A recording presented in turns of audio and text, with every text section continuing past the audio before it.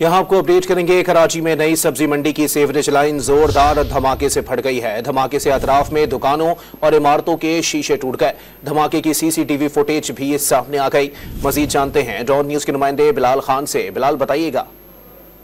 जी बिल्कुल, देखिए super highway new सब्जी मंडी के करीब सीवरेज नाले में धमाका हुआ है। धमाके के नतीजे में खौफ भी फैला और धमाका होते ही फटकर भी मर गई। पुलिस भी मौके पर पहुंची है। कोई जानी नुकसान की इत्तला मौसूल नहीं हुई।